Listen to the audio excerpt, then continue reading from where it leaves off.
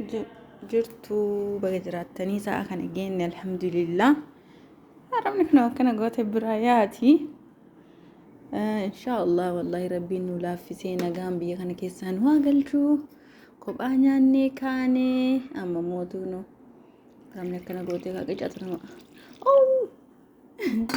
Buna sinii buusu jira akkasitti arabni gaawwan araballee kana fakkaata kunoo akka barbaaddi gootee akkana biraayaatu nu kaakaa guuru markateerri. Isin akkam jirtanii halkan 21ffaa maal fakkaata? Kaan guurraa kaan dhugaa rabbi namni gizee ramadaanaa kana mana arabaa keessatti taa'ee sa'aatii takkuma sa'aatii mata akka sa'a lama akkas taa'ee fuula baafatu jira. Yaa rabbi hanga fedhe dalagaa yoo jiraachuu baate arabni nama teessiftu. Ammallee yaada tokko jira akkanatti wajjannee akkanatti guurree jecha isaanii kabajaa dhabuu isaanii bakka nama fakkaannu nu gizee salaannu nu waamanii gizee nyaannu nu waamanii gizee teennu nu waamanii bakka hojjetaa jiru nu waamanii danta akkanatti hin qaban. Asuma keessatti waan na dhibe tokko jira waan nama shamarran mataa mudatu jira.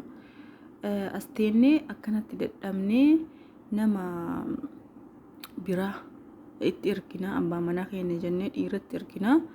Dhiirri sun immoo jechuun baay'ee nu xabatee mallaqa keenya xabatee biyyatti akka barbaade jiraate kiisii harka naqatee deemee ka fedhe affeeree konfiidansiidhaan affeeraa bara namuma dalagee fide ni affeeraa abbaa qabeenya fakkaatee deema.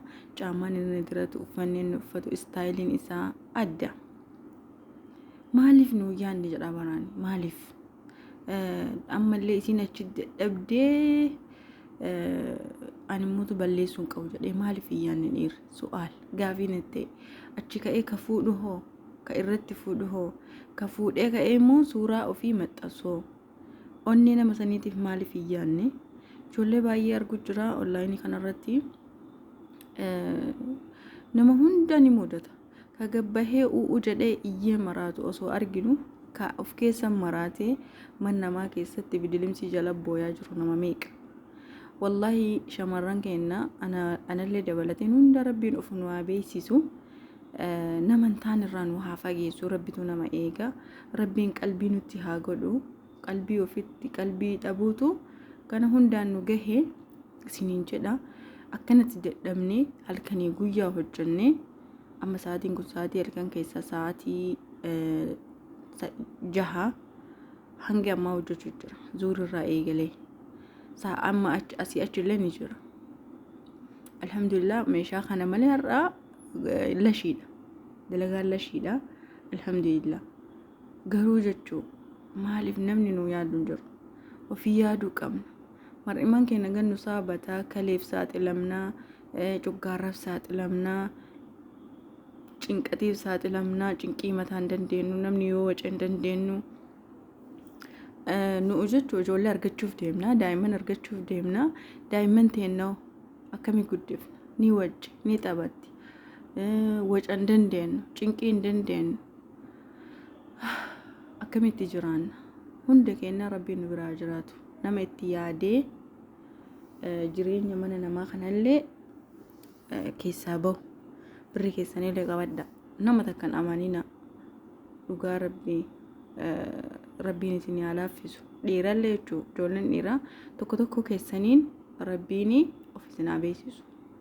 Namaaf dhukkubsadhaa wallahi namaaf rabbiif jecha namaaf osoo hin ta'in namaaf dhukkubsadhaa bakka maal jechuu amma mucattii takka taa onlaayinii kanarratti boottee mana kushiinaa namaa keessa iyyitee achi kaatee gaggabdee arge. Sababni suuraa jaartii biraa wajjin ka'ee itti arge waggaa 8 dalaydee achi ka'ee immoo fuudhee sargii godhatee itti arge gaggabdee ofallaalte. Osoo duute isheen seenuu bakka seenuu kamana dhorgatee ka'ee wareersee mana jedhu kunniin isinitti hin dhaga'amu jedha baraan itti hin dhaga'amu. Laa ilaaha illallah. Kanaafuu wuddoochee qiimamii mana madaamii meeshaa mana madaamii cinqii mana madaamii kana dandeettanii mallaqa keessan jaalaaf jettanii kennina rabbiin isinaa eeguu bakka jirtanitti. Ramadaan illee kurnan boodaa keessa jirna. Rabbiin nama leelatul qadriin waggaa kana waggaa itti aanu nu katabu nu haa taasisu isiniin jedha. Du'aa hin dagatina. YouTube kiyyallee share subscribe like naa godhaa, naa barreessaa, koomentii jalatti na jajjabeessa. isin jaaladha. Rabbiin isin biraa jiraatu. Assalaamu alaykum wa rahmatullahi wa barakatuhu.